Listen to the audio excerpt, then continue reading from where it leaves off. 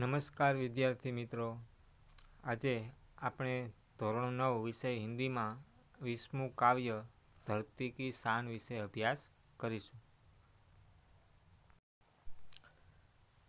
કાવ્યનું નામ છે ધરતી કી શાન. કવિ શ્રી પંડિત ભરત વ્યાસ અને કાવ્યનો પ્રકાર છે ગીત. ધરતી કી શાન નામના શીર્ષકથી આ પંડિત ભરત વ્યાસનું ગીત કાવ્ય કે જેમાં ધરતીના દરેકે દરેક મનુષ્યને આમ અભિનંદનની તરીકે કે ગૌરવની તરીકે આપણે કવિશ્રીએ કહેલું કે ધરતી પર રહેલો દરેકે દરેક માનવી આ ધરતીનું ગૌરવ છે, ધરતીની શાન છે. કારણ કે દુનિયાનું સૌથી શક્તિશાળી પ્રાણી તરીકે મનુષ્યને ઓળખવામાં આવ્યો છે કે આ મનુષ્યમાં એટલી બધી શક્તિઓ છુપાયેલી છે કે જો એ પોતાની શક્તિઓને ઓળખી લે તો એમના માટે કોઈ પણ કાર્ય અસંભવ રહેતું નથી અને એના કાર્યો થકી આ જગતમાં અમરત્વ પામીને જશે એમ.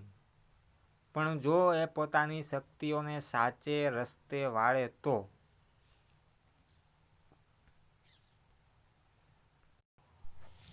આ કવિશ્રી પંડિત ભરત વ્યાસ અને જેમનું આપણે અભ્યાસ કરવાનો છે એમનું પ્રખ્યાત કાવ્ય ધરતી કી શાન.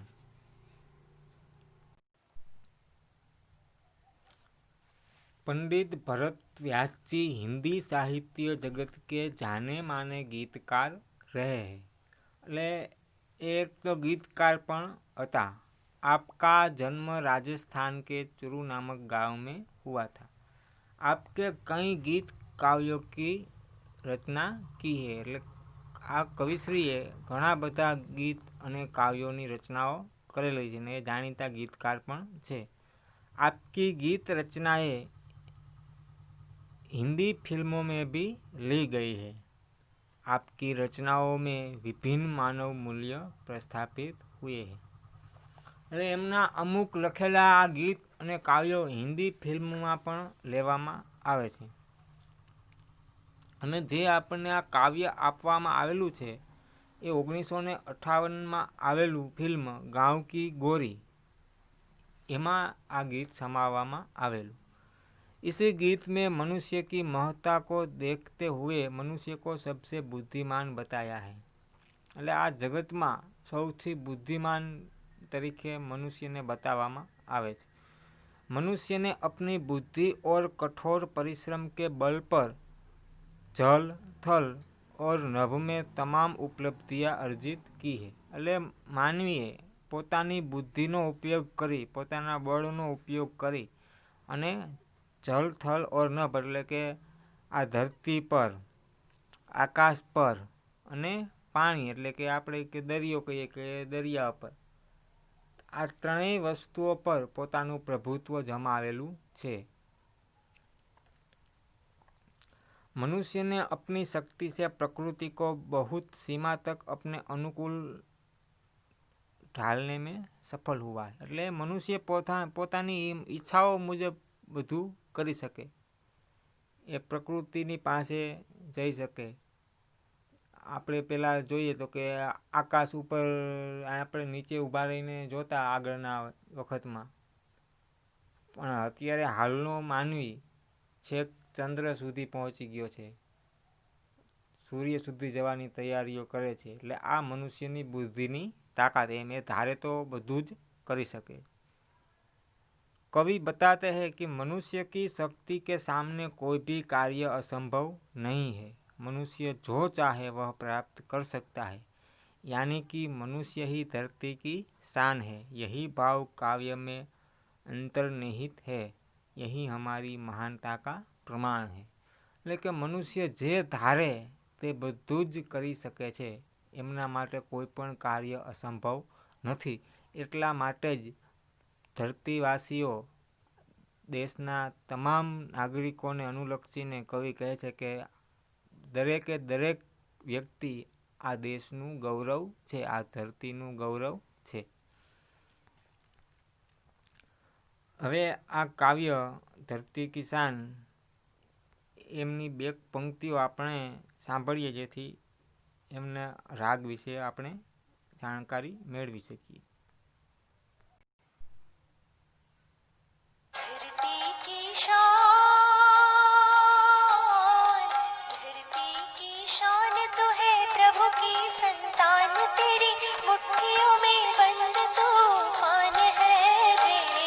मनुष्य तू बड़ा महान है, भूल मत मनुष्य तू बड़ा महान है.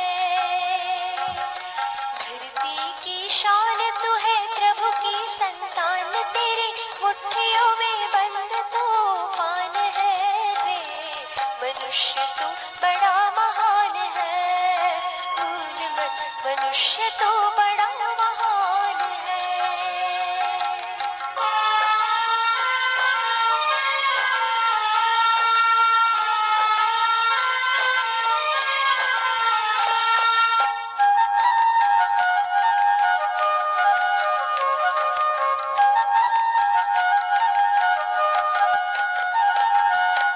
जो चाहे पर्वत पहाड़ों को फोड़ दे, तू जो चाहे नदियों के मुख को भी मोड़ दे, तू जो चाहे माटी से अमृत निचोड़ दे, तू जो चाहे धरती को अंबर से जोड़ दे. अमर तेरे प्राण,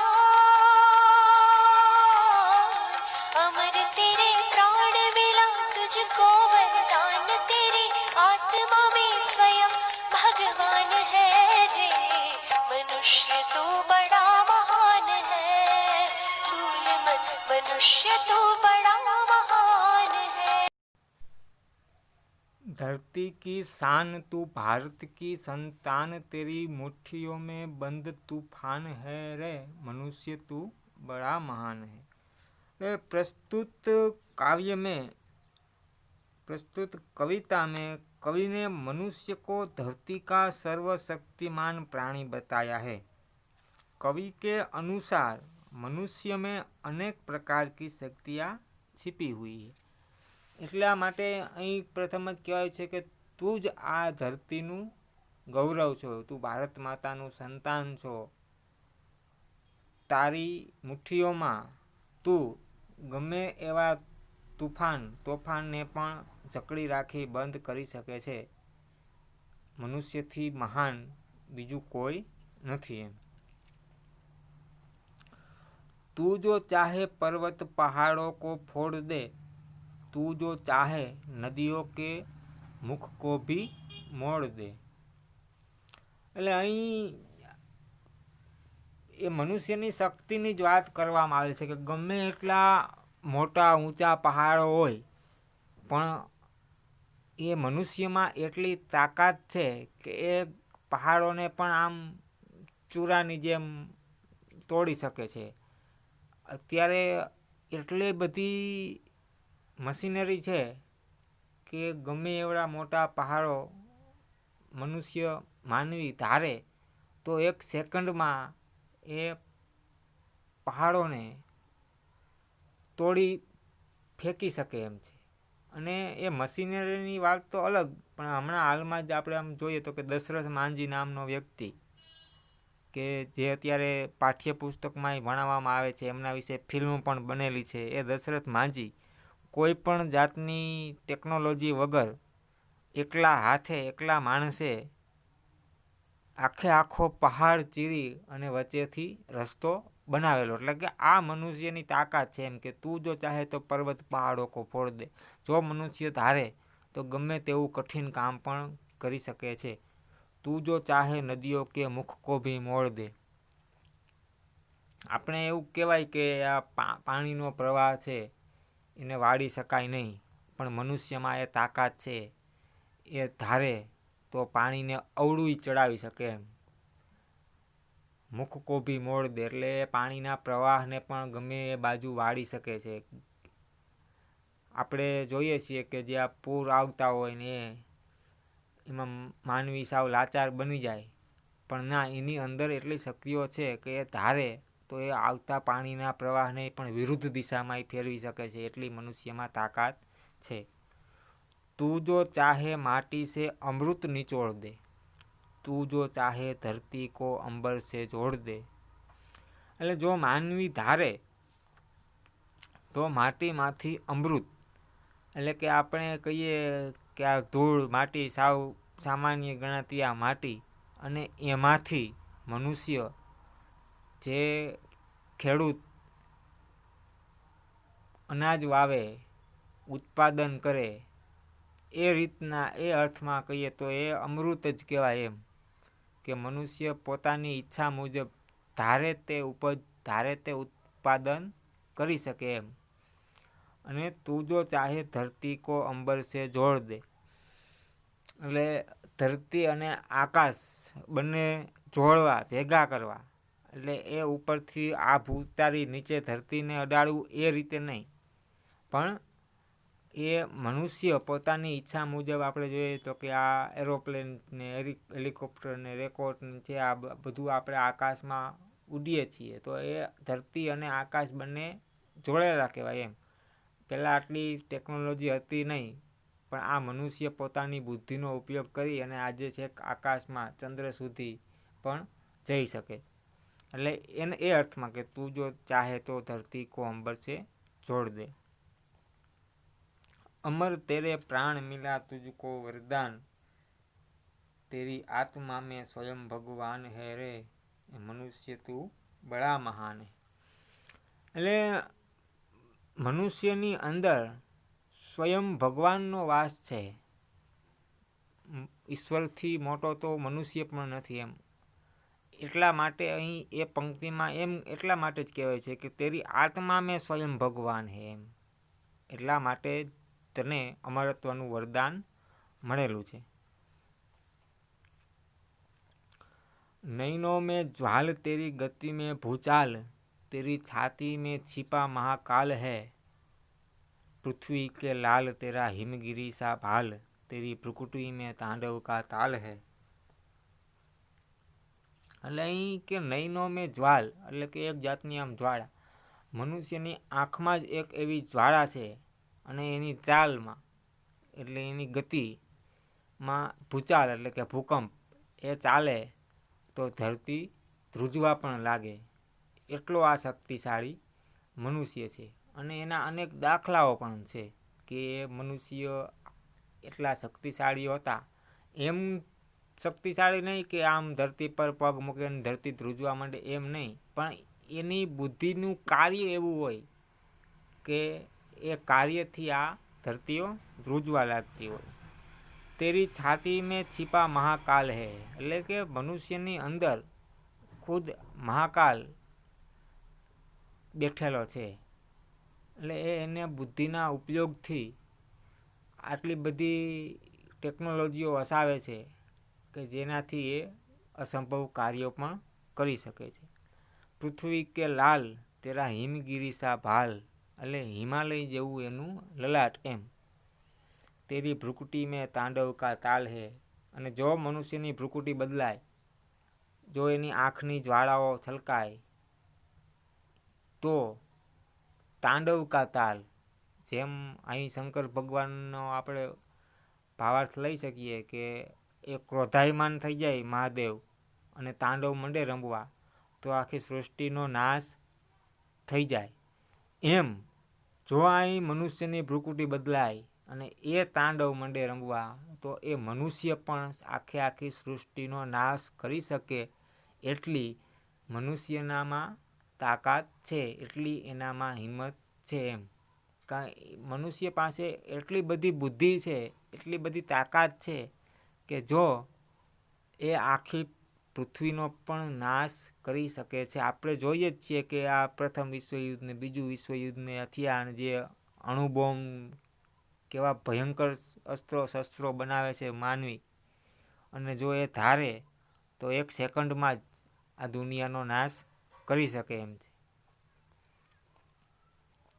નિજકો તું જાન જરા શક્તિ પહચાન, તેરી વાણી મેં યુગ કા આહવાન હે રે, મનુષ્ય તું બડા મહાન હે. નિજ કો એટલે કે તું પોતાની જાતને ઓળખ, એમ તારી શક્તિઓને ઓળખ. તારી વાણીમાં યુગનું આહવાન એટલે કે તારામાં એટલી તાકાત છે કે તું જે યુગને કે યુગ બોલાવી શકે, એ સમય લાવી શકે એમ છે તું.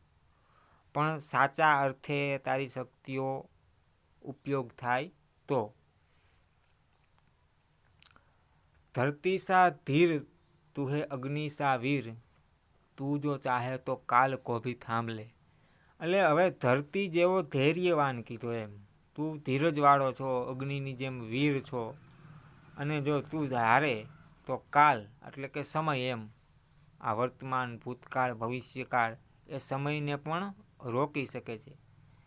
આપણે કહીએ કે સમયને રોકી શકાતો નથી, પણ માનવી ધારે તો સમયને પણ રોકી શકે છે. પાપો કા પ્રલય રૂકે, પશુતા કા શીશ ઝુકે, તું જો અગર હિંમત સે કામ લે. મનુષ્ય જો પોતાની શક્તિઓ, પોતાની બુદ્ધિનો ઉપયોગ સારી રીતે કરે તો આ દુનિયા પરથી, આ દેશ પરથી પાપોનો નાશ થઈ જાય, એવા નઠારા તત્વોનો નાશ પણ કરી શકે છે.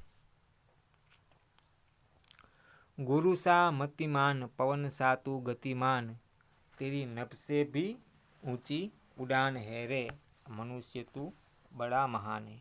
એટલે કે મનુષ્ય કે પાસ બુદ્ધિ કી કમી નહીં है. મનુષ્યની પાસે એટલી અપાર બુદ્ધિ છે, બૃહસ્પતિ જૈસી. આ જે ગુરુનો ઉલ્લેખ છે, ગુરુ બૃહસ્પતિ, એના જેટલી બુદ્ધિ, એવો પ્રતિભાવાળો માનવી છે. વહ વાયુ જૈસી ગતિ ભી રખતા હૈ, પવન સા તું ગતિમાન. એમ જે પવન એટલી વેગથી ફૂંકાતો હોય, જેટલી ગતિથી ફૂંકાતો હોય, વહ વાયુ જૈસી ગતિ રખતા હૈ. એટલે કે મનુષ્ય પણ આવી જ ઝડપ રાખે છે. વહ ચાહે તો આકાશ સે ભી ઊંચા ઉડ सकता है. એટલે આકાશ કરતાં પણ એ ઊંચે ઊભો રહી શકે છે. कवि कहना चाहते हैं कि यदि मनुष्य अपने अंदर छिपी शक्तियों को जागृत कर ले तो उसके लिए कुछ भी असंभव नहीं है. એટલે કે જો માનવી પોતાની અંદર રહેલી શક્તિઓને ઓળખી લે તો એમના માટે કોઈ કાર્ય અસંભવ રહેતું નથી. એટલે કે આ કાવ્યમાં પ્રત્યેક ભારતવાસી મહાન છે એવો ઉદ્દેશ છે. મનુષ્યની અંદર અનંત શક્તિઓ છે. वह अपने आप में तूफान जैसी शक्ति रखता है. એટલે આપણે જે કુદરતી આફતો આવે છે અને એની સામે પણ ક્યારેક માનવી લાચાર બની જાય છે, એ એવી જ તોફાન જેવી શક્તિઓ વ્યક્તિ પોતાની અંદર રાખે છે. वह चाहे तो उसकी उपलब्धियां धरती का गौरव बन सकती है.